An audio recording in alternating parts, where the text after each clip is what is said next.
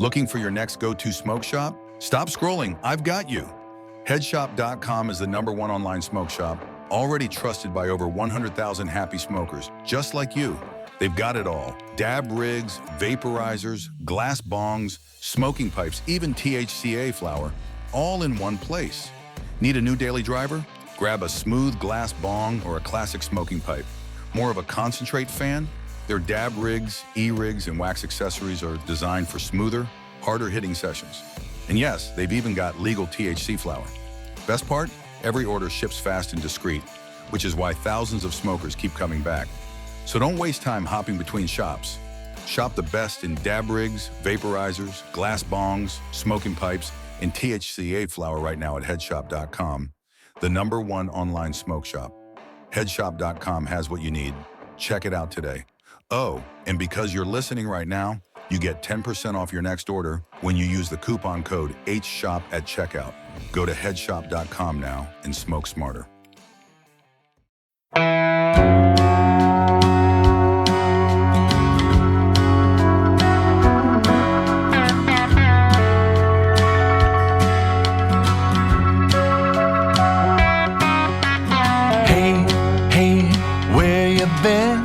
Buckeye Talk is about to begin.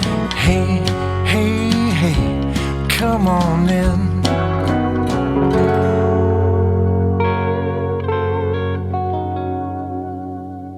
Welcome back to Buckeye Talk. I'm Stephen Means. That's Stefan Krajisnik. That is Andrew Gillis, and we're coming to you from the press box inside Camp Randall after Ohio State's 34-0 win over Wisconsin. They're 7-0, and they're 4-0 in the Big Ten as they head into their second bye week, which is like a real bye week. They're probably going to take a little bit of a break. The coaching staff is going to go on a recruiting trail for a little bit, and they'll reconvene the following week when they prepare to play Penn State and get ready for essentially what's the point of this season, right? They got through the first 7 weeks. I wrote this at the buzzer, Stefan.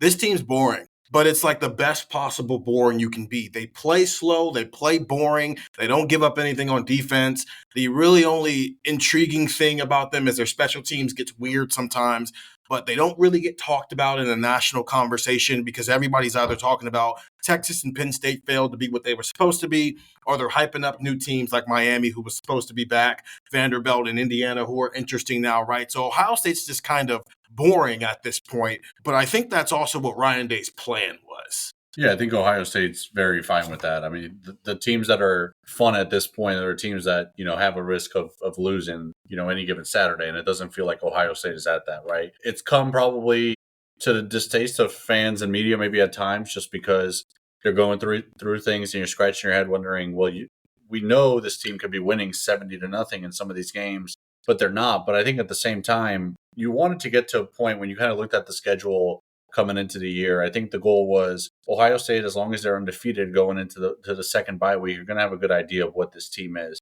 And I think this Wisconsin game was big because we saw that when they need to flip the switch offensively and lean on their best players, Jeremiah Smith, Carnell Tate, Julian Sayin in the passing attack, that they can do that, right? We saw that against Wisconsin. And they're also giving themselves opportunity to work on other things. When I was walking down to the press conference post-game, I was talking with Andy Anders from 11 Warriors just about the team's rushing attack and maybe some of the growing pains there. And Ryan Day said post-game, he still wasn't totally pleased with what they were doing there. And it's obviously an area that they still feel like they need to improve on. And maybe that there comes a game where that matters, right? I think back to last year's game at Penn State and the way they were able to put it away at the end, right? It never felt like Ohio State was in a real, scary spot to lose that game, at least late. But you needed a drive like that to kind of put a team away.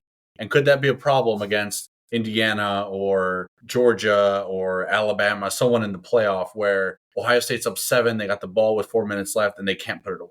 But I think they put themselves in a spot where if that is a bit of an issue right now, you're able to work with it. You're able to work on it, I should say, as opposed to other teams like Miami on Friday night, who that Louisville game is a real threat for them to lose. Instead of being an opportunity for them to work on some things, it's a chance for them to get exposed and lose a game. And Ohio State has put itself in a spot where it's not always fun. It's not always, looking super easy, but they're put in a spot where they don't have to risk losing and they can work on some things and tweak some things. And I thought, I know Ryan Day said there still needs to be some improvement.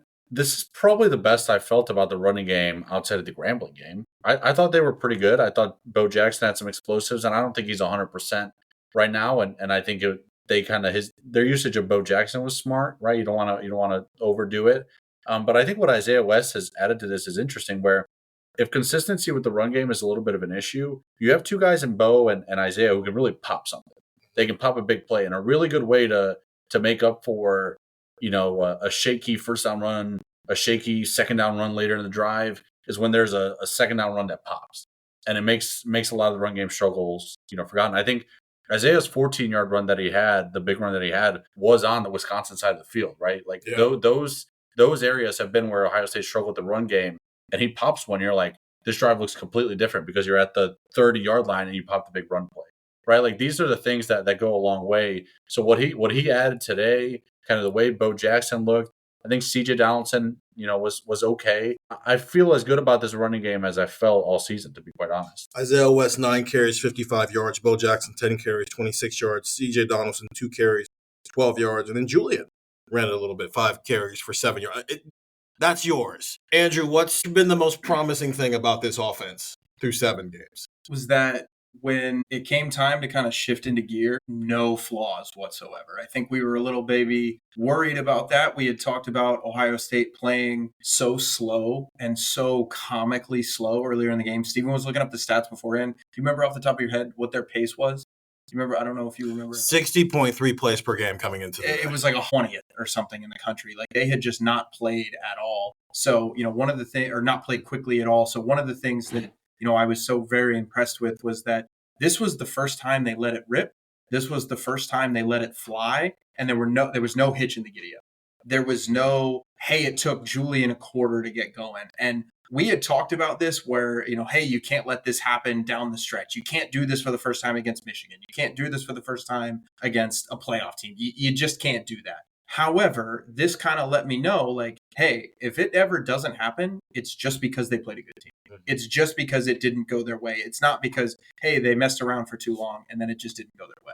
Do you think they needed to show this? Ryan Day almost said it. Like we 100%. Made it a focus to the 42 throws today, 36 for 42, 393 for 4 touchdowns. Did they need to show this before the bye weeks to put away, I guess, those, I wouldn't say anxiety, but it's like we had almost like assumed that it was just going to turn on when they wanted it to turn on. Yeah, 100%. You needed to do it, I think, for your players' confidence. I think you needed to do it for reps, right? Like you can't just assume, hey, this team is just going to be able to go out there and do whatever it wants against Michigan, against, in Indiana in the Big Ten title game, against a playoff team. Like what happens if they get to the playoff and, hey, you beat Indiana in the Big Ten title game and you're still playing slow, or, you didn't really need to let it rip. And then all of a sudden you get to the Rose Bowl and here comes whoever the number 8 seed is. I mean, pick your team of the litter there. Maybe it's Bama, maybe it's an SEC team.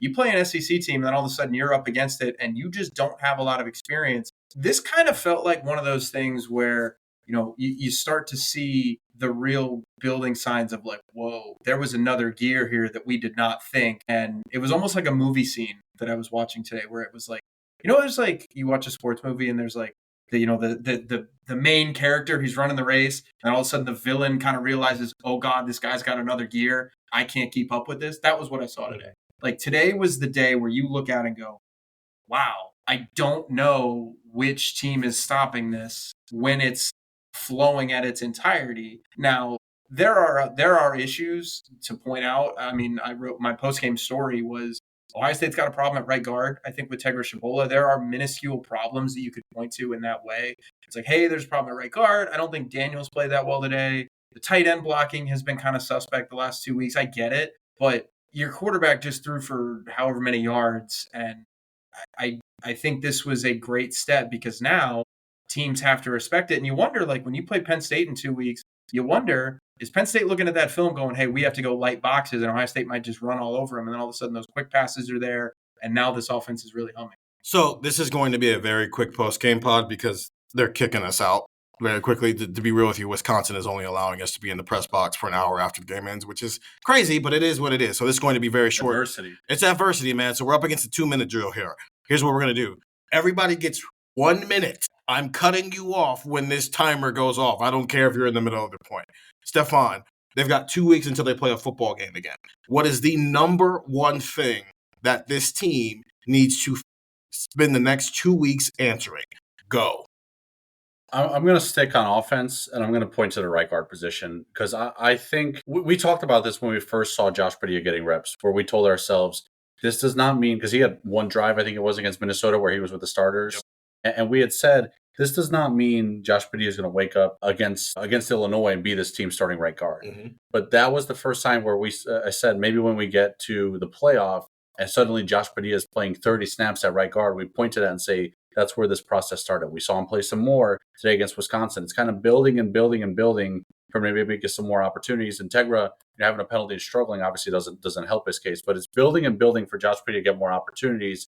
Would not surprise me if that continues in that direction, especially out of a bye week. So keep an eye on that right guard spot. Ohio State at least seems open to the idea of making some change there. Andrew, you have 1 minute to answer the same question. Go. Yeah, it's the right guard position is probably my number one thing. I would still like to see this team get pressure with 4. I think, that is something. Like, there were a couple blitzes today. Like, Arvell Reese had a sack where it was just good coverage, and it was more of a coverage sack, right? They blitzed 5.